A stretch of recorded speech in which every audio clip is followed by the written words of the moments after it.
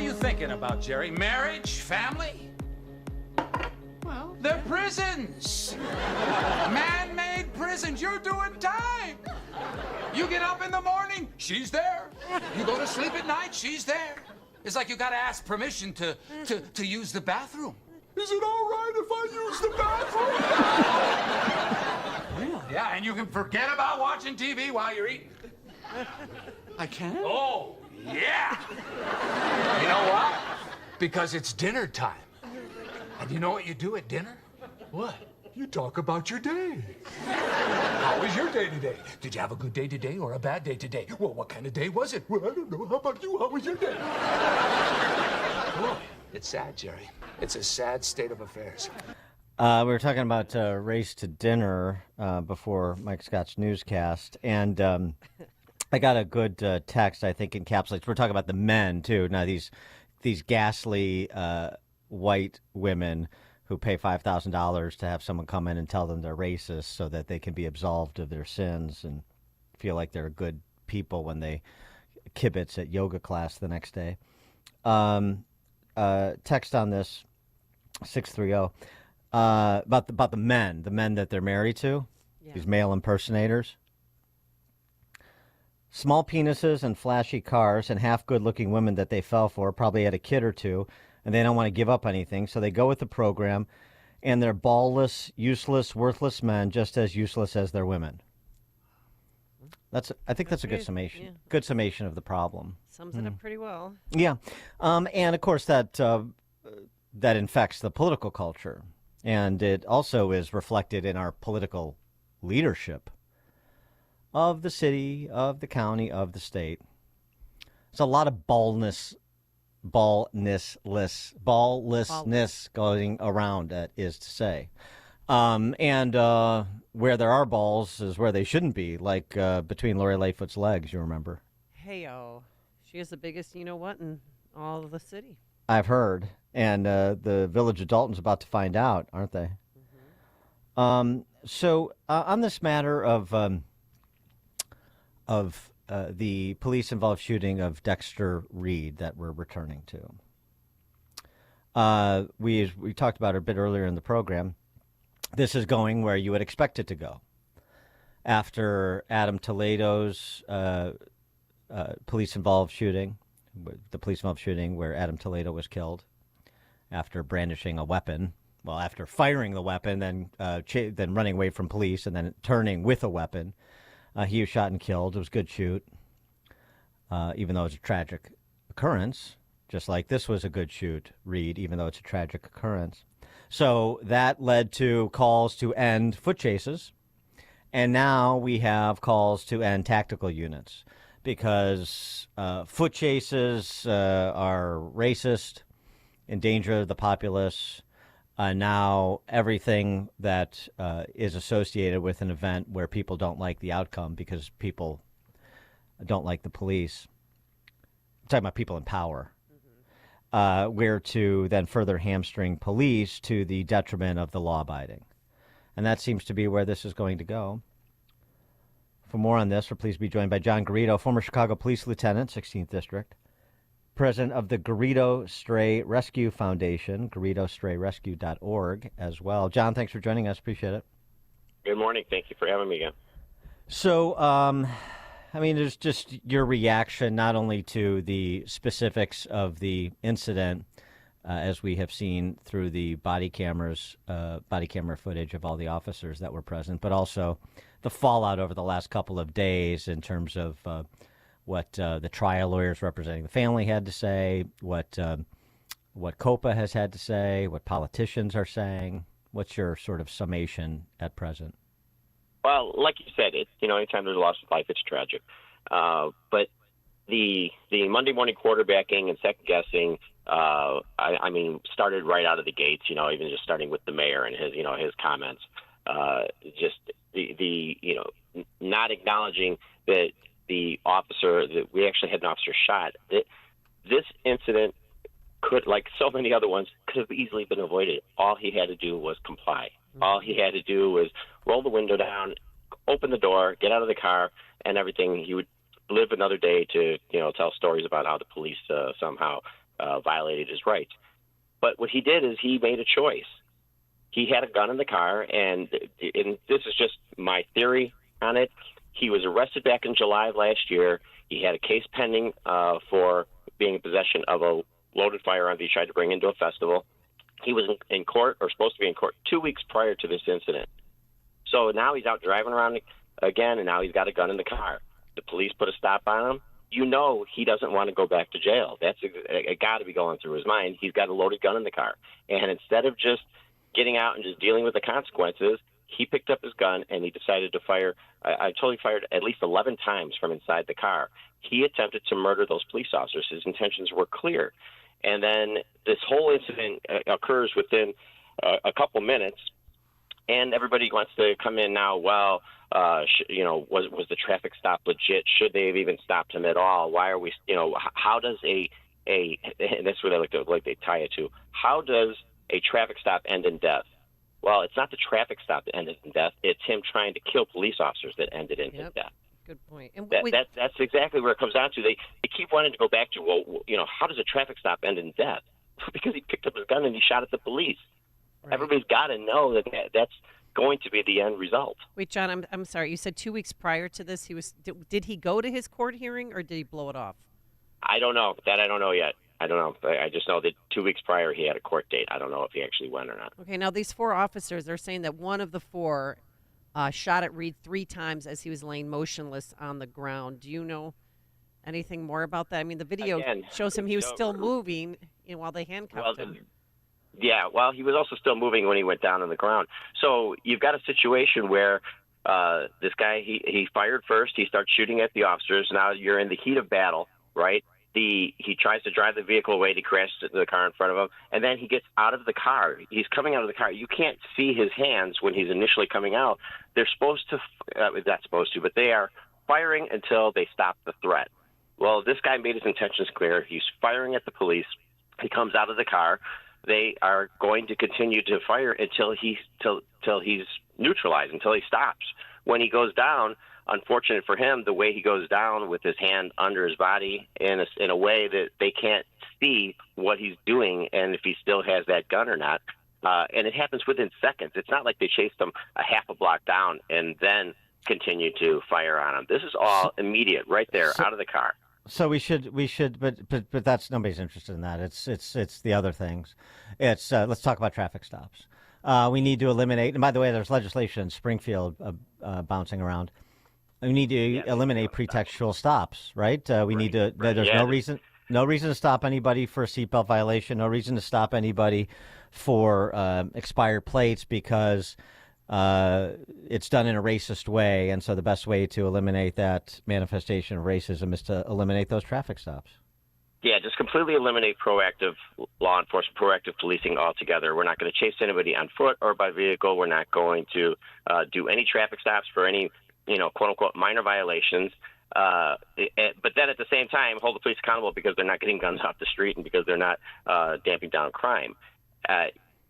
You have to allow the police to do what they're supposed to do, and that's to enforce law and order. And as long as you're going to eliminate all that, well, then this is what you're going to get. You're going to end up with high crime. You're going to end up with all these burglaries and robberies.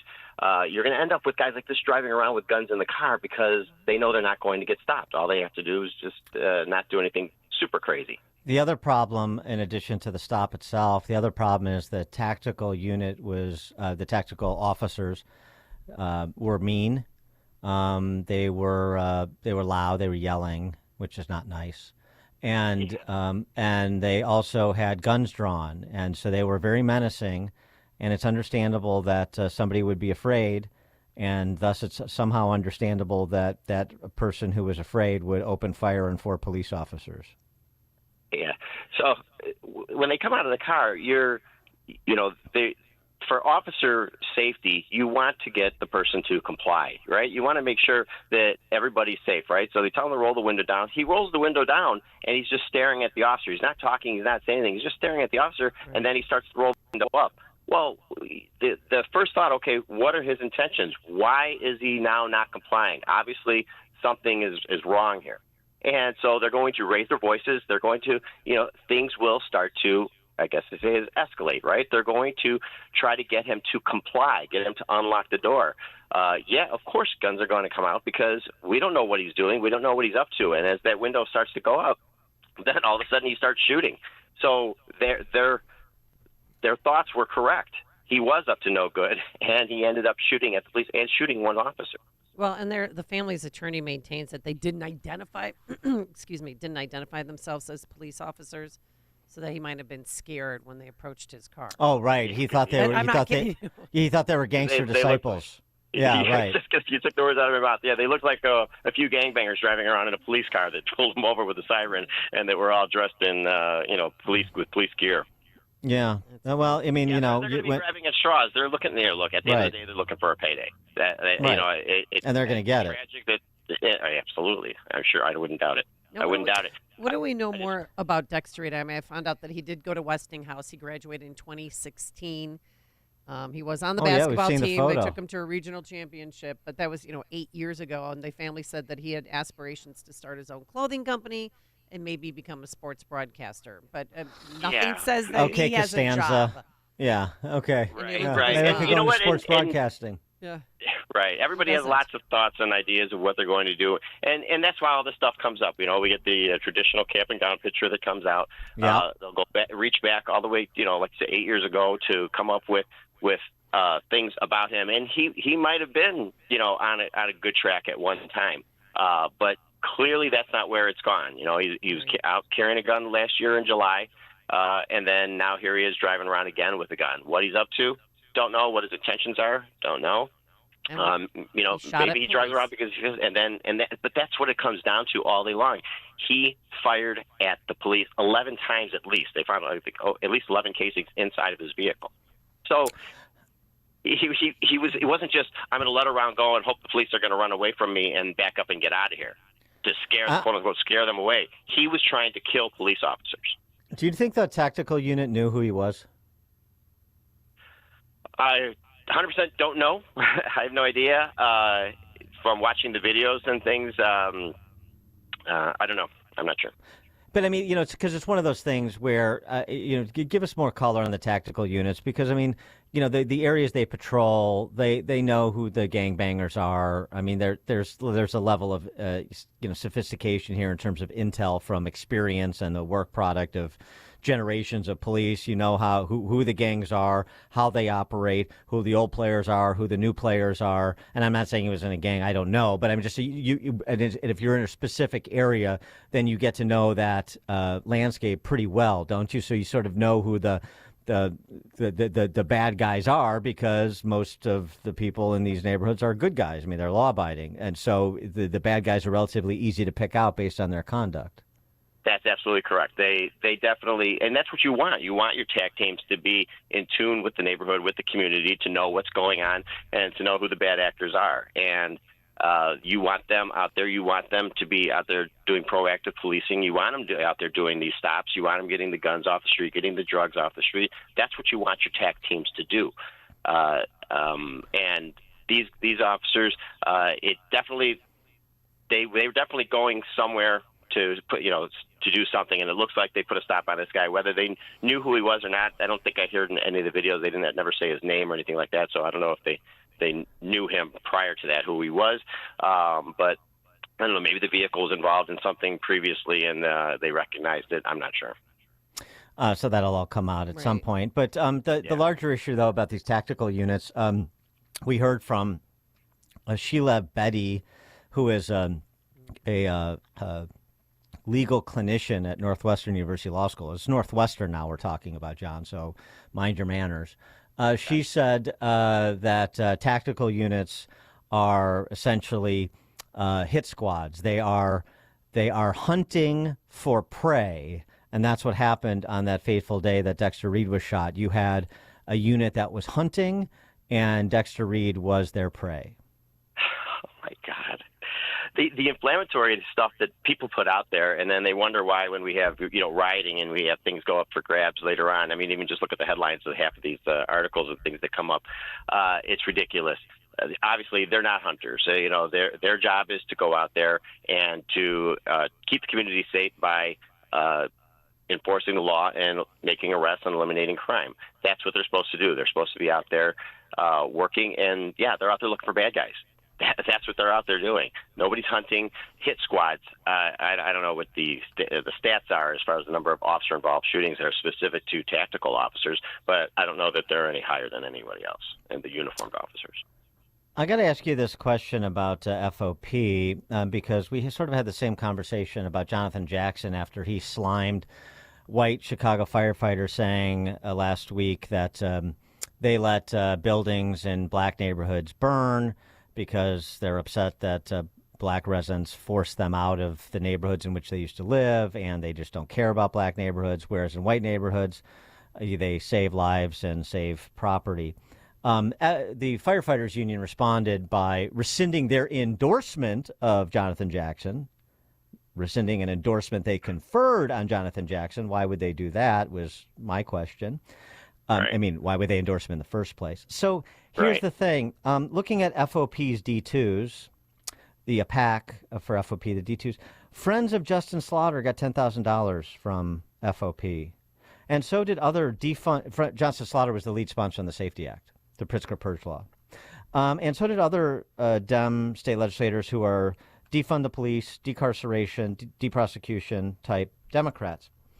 And then I see this from my old friend Dave Sullivan, who was a state legislator from Park Ridge for a time and is a lobbyist now. This in the Lodge 7 FOP legislative report. We're seeing bipartisan support for our renewed efforts to work with the legislature, and our bridge building with some legislators who've not always voted the way FOP wants is showing great progress as well. The pension COLA bill for Chicago police officers now has bipartisan sponsorship. The lead sponsors in both the House and the Senate voted for the Safety Act. The House, it's Justin Slaughter, the guy who just got $10,000. And in the Senate, it's that guy who looks like 20 pounds of manure stuffed into a 10-pound bag, Bob Martwick, on the northwest side there. And so I guess my question is, why should I look at this and not say, oh, I see, lawlessness on the streets of Chicago and statewide instituted by politicians like Slaughter and Martwick. But as long as we get our COLA bump, we'll sell out the city, the state, and our own officers for 30 pieces of silver. Well, there's lots of reasons, I imagine, that they endorse who they endorse. I myself have had disagreements many times and discussions with different regimes that have come through FOP in regard to who they support and who they don't support. There is a fairly large committee. They do discuss it. They interview all the candidates. It doesn't make sense sometimes. A lot of times it doesn't make sense. I can't explain it. It doesn't make any sense. On its surface, you're right, it doesn't look good. But I don't know why they would support somebody who actually was actually one of the lead legislators in the Safety Act. Yeah. And especially, I mean, not only just support it, but actually give them money. It's really something. I mean, it's frustrating because, you want to be on the side of people doing important work like police and fire and even government workers, but it's tough when they're not on your side too. And that's what I feel about these public sector unions, including the police and fire often. Very frustrating. John Garrido. Remember, the union is out there to support people who are going to support the interests of their members, and sometimes that just any unions. That's not always going to coincide with what the community thinks. But remember, the members themselves. That's who we support. We support our officers, and our officers are out there working every day, putting their lives on the line for us in the community, regardless of what any of the unions do. It's still, we always want to support our police officers. Well, I agree, but you'd like some better alignment from the union, the official union's conduct oftentimes. John Garrido, former Chicago Police Lieutenant, 16th District, president also of the Garrido Stray Rescue Foundation, if you're looking for a pup or you're aiming, you're looking for another cat. GarridoStrayRescue.org, GarridoStrayRescue.org. John, thanks as always. Appreciate it. Thank you. Good talk. Thank you, and he joined us on our Turnkey.pro answer line. It's what Chicago is talking about. It's Chicago's Morning Answer with Dan and Amy on AM 560. The Answer. Hi, I'm Gary Rabine, founder of Rabine Paving and the Rabine Group. I'm a partner of Job Creators Network. I believe that less regulation is important to American freedom and protecting the American dream. Job Creators Network allows me to engage in the fight against job-killing regulations